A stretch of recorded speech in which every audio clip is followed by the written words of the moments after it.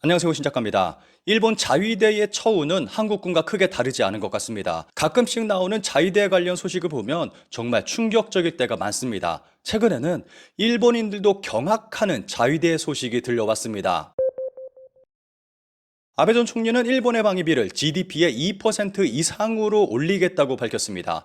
키시다 총리는 이를 이어받아서 방위비 올리기에 총력을 다하고 있습니다. 그런데 지금 일본 경제 상황에서 방위비를 올리는 것은 쉽지 않은 것 같습니다. 게다가 아베파 정치 자금 파티를 둘러싼 문제로 현재 자민당은 큰 목소리를 낼 수 없는 상황이기도 합니다. 이런 이유로 일본의 방위비 증액은 계속해서 미뤄지고 있습니다. 일본 자민당은 2024년 안에 세제 개정 관련 법안을 통과시켜서 2025년 이후 적절한 시기에 방위 증세를 하겠다는 계획을 세우고 있습니다. 법인세, 소득세, 담배세를 증액해 2027년까지 1조 엔 이상의 세수를 확보한다는 계획입니다. 증세 시기는 2026년 이후가 될 가능성이 크다고 짐작되고 있습니다. 여기서 일본 국민들이 가장 우려하는 것이 소비세입니다. 이미 지속적으로 소비세 15% 인상에 대한 논의가 지속적으로 이루어지고 있는 상황에서 담배세와 함께 소비세도 15%까지 올라갈 가능성이 높아지고 있습니다. 그러면 이렇게까지 해서 거둔 방위비는 과연 어디에 쓰이는 것일까요? 보시는 화면은 일본에서 자위대 모집 행사를 하고 있는 모습입니다.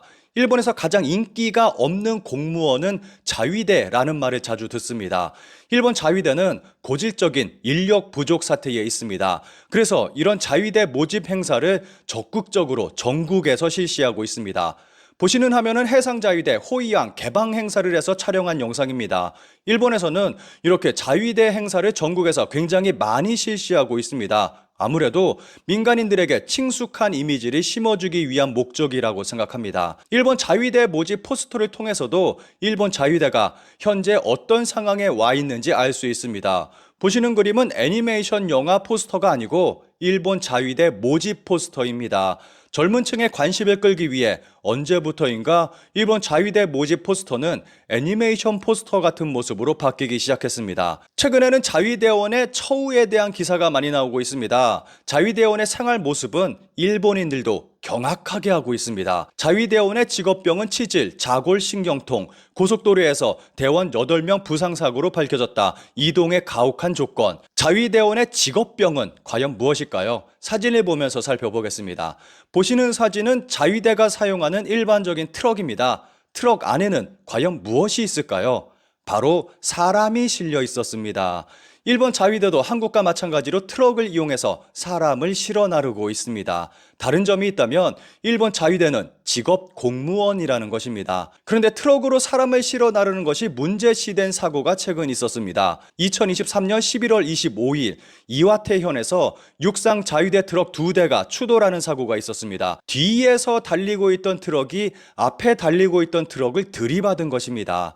이 사고로 인해서 8명의 자위대원이 병원으로 옮겨졌는데 모두 경상이었습니다. 이 사고로 인해서 안전벨트나 에어백도 없는 트럭에 승차하는 것은 중대한 사고의 위험을 안고 있다는 문제 제기가 일었습니다. 트럭에 타는 것은 사고의 위험만이 아니라 병까지 유발하고 있습니다.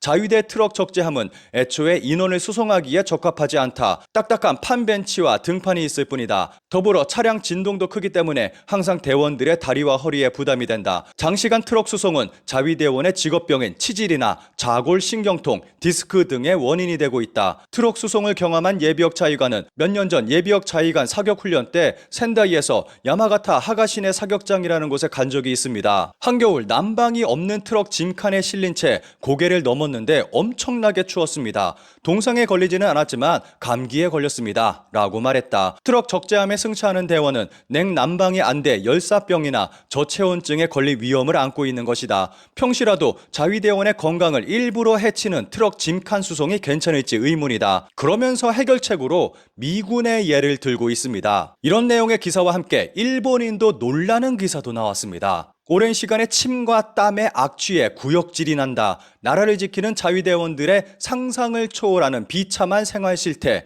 이 기사도 사진과 함께 살펴보겠습니다. 기사에서는 먼저 자위대원 관련 노동법에 대해서 설명하고 있습니다. 자위대원은 다른 노동자와 달리 근로기준법이나 최저임금법, 노동안전위생법 및 이에 기초한 명령 규정 등이 자위대법 제108조에서 적용 외로 되어 있다. 어떤 열악한 노동 환경이라도 당장 불법이 되지 않는다. 그래서 열악한 생활 환경을 국가는 돌볼 일이 없었다. 그 결과 자위대원 모집은 저조하고 중도 퇴직자도 늘어나 필요한 대원이 없어 활동에 차질을 빚기까지 했다. 그러면서 기사에서는 몇몇 사진을 공개했습니다. 자위대원이 사용하는 베개입니다. 얼룩이 져 있어 더러워 보입니다. 그런데 이게 아직은 괜찮은 편이라고 설명하고 있습니다. 이것도 실제로 자위대에서 사용하고 있는 베개라고 합니다. 색이 누렇다 못해 진갈색으로 변했습니다. 이 베개에 대해서 다음과 같은 내용을 전하고 있습니다. 자위대 대사의 침구도 위생적이라고 할 수 없다. 예를 들면 베개다. 오랜 시간의 침과 땀 냄새로 구역질이 난다. 새 것으로 바꿔주길 바란다. 라고 호소하자 모두 참고 있다. 불평하지 말아라. 라는 호된 질책을 들었다고 한다. 사진에 소개된 베개는 아직 깨끗한 편이에요. 스펀지가 썩어서 누렇게 변한 베개에 나는 투명 30리터용 비닐봉지를 두르고 그 위에 수건을 덮고 잠을 잤습니다. 다음은 침대입니다. 보시는 침대는 1982년에 제조된 침대라고 합니다. 40년 된 침대를 아직까지 사용하고 있는 것입니다. 참고로 저는 군 생활할 때 60년대에 만들어진 수통과 모포를 사용했었습니다. 이런 침대에는 대량의 진드기가 있어서 피부가 빨갛게 부어오르는 일도 있다고 합니다. 입대 후 2년이 지나 결혼한 사람은 부대 밖 자위대 관사에서 가족과 거주하게 됩니다.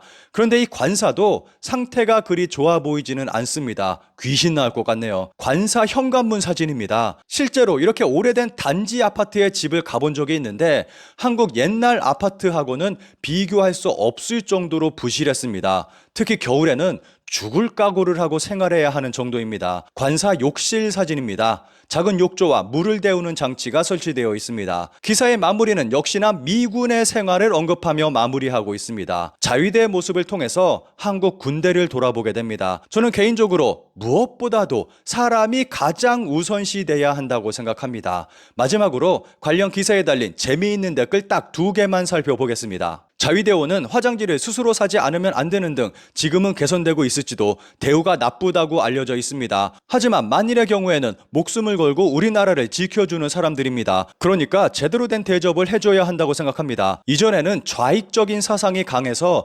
자위대가 푸대접을 받아온 것 같습니다. 그래서 군사비도 좀처럼 늘리지 못했다고 생각합니다. 하지만 군사비에는 자위대원의 급여와 대우 개선도 포함됩니다. 그러니까 이런 부분부터 개선해 나갔으면 좋겠네요. 자위대원의 특성상 어느 정도 어려운 상태를 견뎌내는 것도 필요하다고 생각한다. 단지 그것보다 중요한 것은 그런 위기 상황에 빠지지 않도록 물류 관리와 네트워크를 준비하는 것. 미군 등은 제대로 교도부를 만들어 쾌적한 환경을 조성하고 물류를 안정시키는 것이 전략의 중요한 요소.